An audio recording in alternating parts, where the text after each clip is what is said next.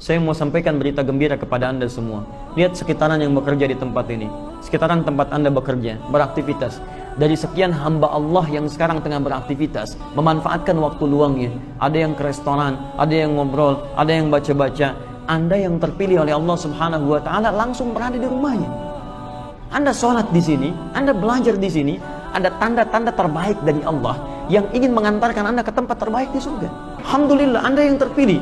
Allah sudah dekatkan Anda dengan surga. Kenapa Anda jauhkan? Yang paling aneh, sudah ada di tempatnya, sudah hadir di tempatnya, tapi Anda kemudian tidak mengambil kesempatan itu untuk mendapatkan kuncinya. Itu yang disayangkan. Saya mau bandingkan begini ya. Dulu ada seorang pernah bunuh 100 orang. Saya pernah sering ulang-ulang kisah ini. Bunuh 100 orang. Mabuk-mabukan tidak terhitung jumlahnya. Jadi kalau ada di antara teman-teman atau kerabat yang pemabuk, tolong suruh minta selesai.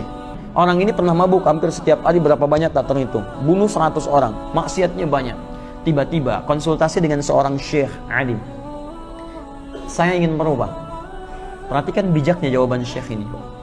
Dia katakan, semua orang bisa merubah. Kamu bukan tidak bisa jadi baik, tapi kamu tinggal di lingkungan yang tidak baik, sehingga setiap akan berubah, kemudian terpengaruh oleh lingkungan ini. Keluar dulu dari sini, pindah ke tempat yang di sana, dan belajarlah pada guru fulan. Dan hebatnya, syekh ini tidak mengatakan, belajar dengan saya. Tapi beliau menyadari, tidak ada kekuatan dan kesempatan untuk mengajari yang dimaksudkan. Yang lebih cocok pada orang ini adalah guru atau alim yang lainnya. Maka ada sinergi di antara guru-guru, ada kebaikan ditunjukkan, kata orang ini, belajar pada guru di sana, maka dia akan bimbing kau pada yang terbaik. Singkatnya, orang ini kemudian bertekad untuk merubah. Dia datang ke tempat pengajian yang tadi, ta'lim yang dimaksudkan. Allahu Akbar, begitu berjalan, ini tempatnya, ini dia berangkat. Di pertengahan jalan, kisah ini amat populer, baru lebih sejengkal kira-kira di sini kita ilustrasikan. Tiba-tiba datang maut menjemputnya, thumma yudrikul maut, meninggal orang ini. Langkah yang dia pijak menghadirkan taubatnya di hadapan Allah Subhanahu wa Ta'ala. Dia isi dengan istighfar, dia isi dengan istighfar. Teman-teman sekalian, lihat baik-baik. Setiap seseorang ingin mendekat kepada Allah dengan taubat, maka cinta Allah diturunkan kepadanya. Saya ingin ingatkan antum ya. Kalau pada diri antum satu saat terbersit keinginan untuk berubah, itu tandanya cinta Allah sedang ditanamkan pada diri Anda. Dan saya ajak Anda dan berikan satu rahasia besar. Kalau Allah sedang mencintai seorang hamba, Anda jangan tinggalkan, cepat ambil, karena tidak mudah mendapatkan cintanya. Di antara cinta yang diberikan oleh Allah adalah kepada orang-orang yang mau taubat dia, mau kembali kepada Allah.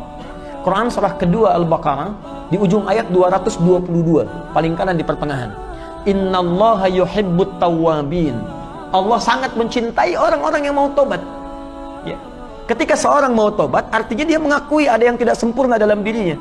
Orang soleh yang merasa benar, maaf, dibandingkan dengan orang salah yang mau kembali, lebih baik orang salah yang mau kembali dibandingkan orang soleh yang selalu merasa benar. Maka ketika dia mau kembali, cinta Allah diturunkan kepadanya. Kaidah kedua, lihat baik-baik, ketika seseorang mau bertobat kembali kepada Allah, cinta Allah hadir kepadanya. Kaidah pertama. Kaidah kedua, ketika cinta Allah diberikan, maka yang pertama Allah anugerahkan pada orang itu adalah ampunan dari semua dosanya.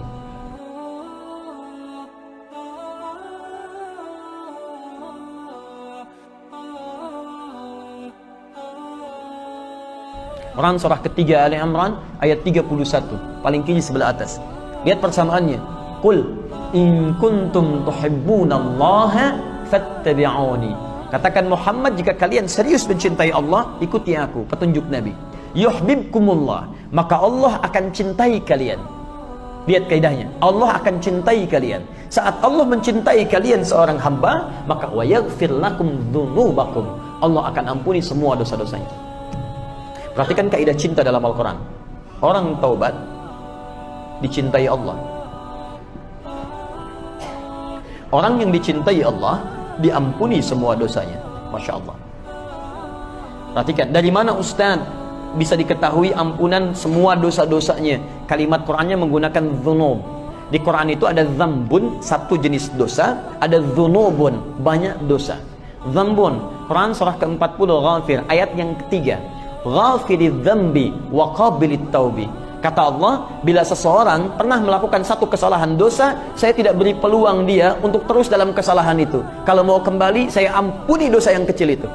Kemudian ada orang berdosa lagi, berdosa lagi, berdosa lagi. Kata Allah turun, wa yaghfir lakum dzunubakum. Sebanyak apa dosa kalian? Sepanjang nyawa belum sampai ke kerongkongan, saya beri peluang untuk kembali. Sepenuh langit, sepenuh bumi, bersujud di hadapan Allah, minta ampunan, diampuni. Dosa kecil, diampuni. Dosa besar, diampuni. Sedikit, diampuni. Banyak selangit dan bumi, diampuni.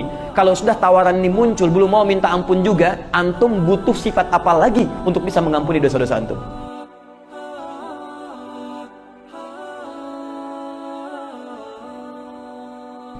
Karena semua ditawarkan.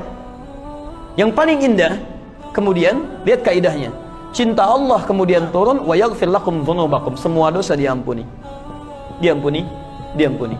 Taubat menghadirkan cinta, cinta menghadirkan ampunan. Hilang semua ampunan, hilang semua dosa-dosanya. Tayyib. Perhatikan, berjalan taubat, cinta Allah turun, ampunan dosa. Yang hebat, bukankah setiap tapak dosa diampuni, gugur semua? Dan langkahnya dihitung ibadah. Begitu dia melangkah, dihitung sebagai ibadah. Maka wajar dosa hilang, habis. Ibadah, amal soleh. Amal salah sudah habis, amal soleh walaupun sedikit baru melangkah, datang satu. Maka begitu meninggal, dakhalal jannah.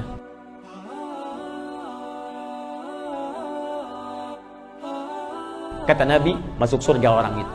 Turun ayat mengantarkan kisah itu untuk memberikan pesan pada kita sekarang. Quran surah keempat ayat 100, paling kiri sebelah bawah. Perhatikan baik-baik teman-teman. Wa may yuhajir fi sabilillah. Siapa yang mau berhijrah? Hijrah itu artinya, ini penting saya batasi definisinya. Hijrah itu berpindah keadaan pada yang lebih baik menurut Allah. Jadi hijrah itu bukan menghadirkan simbol atau sekedar pindah tempat. Ya, ingat, kalau tempat antum tidak lebih baik dari pandangan Allah, berarti di situ bukan hijrah. Orang Arab menyebutnya intikal, cuman pindah. Tapi saya ingin tetapkan bahwa hijrah itu adalah beralih pada keadaan yang lebih baik menurut pandangan Allah Subhanahu wa taala. Orang ini, lihat tawaran dari Al-Qur'an. Siapa yang mau berhijrah lebih baik kemudian masih hidup dia, belum tiba waktu meninggalnya, yajid fil ardi muraghaman katsira wasa'a. Satu, kata Allah, saya akan berikan anugerah kelapangan dalam jiwanya. Yang kedua, kalau dia bersabar dalam hijrahnya, saya berikan rezeki yang melimpah. Teman-teman, ketika seseorang berubah lebih dekat dengan Allah, ternyata yang pertama Allah berikan itu bukan masalah dunia dulu. Yang pertama diberikan ketenangan hati dulu. Gak percaya antum silahkan. Gak percaya silahkan. Dulu antum misalnya lebih senang kumpul-kumpul dengan situasi yang berbeda, masalah dunia macam-macam. Sekarang antum kumpul mendekat ke masjid, tunaikan sholat dengan baik. Kalau anda sudah merasakan kenikmatan dalam ibadah seperti itu, ada ketenangan berbeda yang tidak bisa anda hasilkan dan anda beli dengan apapun. Ada kenikmatan. Dulu tertinggal sholat fardu, masih biasa perasaan. Sekarang tidak. Ketinggalan sholat sunnah, sudah gelisah. Dari mana semua itu bisa hadir dalam kenikmatan diri kita? Akan lain teman-teman. Gak percaya silahkan. Dekati Allah dengan kebaikan, di situ ada perubahan dalam jiwa kita. Pertama, ketenangan. Makanya masuk rumah Allah itu lebih tenang dimasukkan banding dengan masuk rumah lain ini. Silahkan, masuk rumahnya saja sudah tenang. Antum masuk kantor dengan masjid, tenang mana? Masjid. Silahkan. Makanya orang kalau pengen tenang ke masjid. Itu jaminan Quran. Surah kedua ayat 125. Wa idh ja'alnal baita mathabatan lin-nasi wa amna. Kami jadikan pusat bait Ka'bah dan masjid sekitarnya itu pusat bagi manusia tersentral untuk ibadah plus tempat yang menenangkan. Anda datang ke Ka'bah lebih tenang, datang ke masjid dapat aura ketenangan itu. Tapi lihat, kalau Anda masih hidup, Anda mau berubah, kalau yang jamin saya, Anda nggak usah percaya, nggak ada masalah. Tapi kalau yang jamin Allah, kalimatnya kan la raiba fi, nggak usah ragu. Jadi begitu Anda nggak ragu, Anda kerjakan, dapat bagiannya.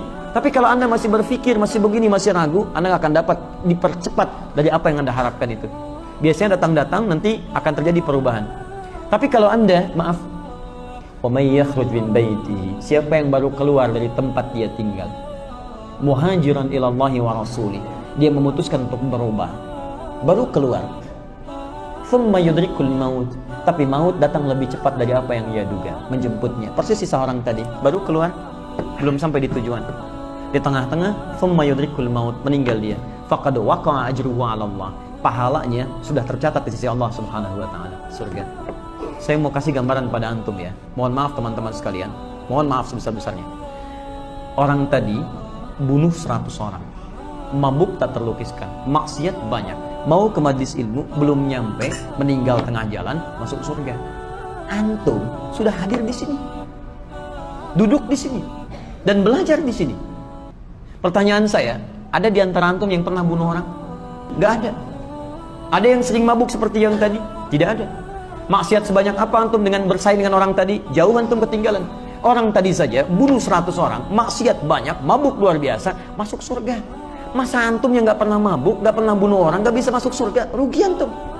Makanya benar kata Nabi, seluruh umatku, kata Nabi, seluruh umatku akan masuk surga. Illa man aba, kecuali yang gak pengen. Jadi kalau ada orang gak masuk surga, mohon maaf, bukan Nabi gak berikan jaminan, bukan Allah gak perkenankan, dianya yang gak pengen.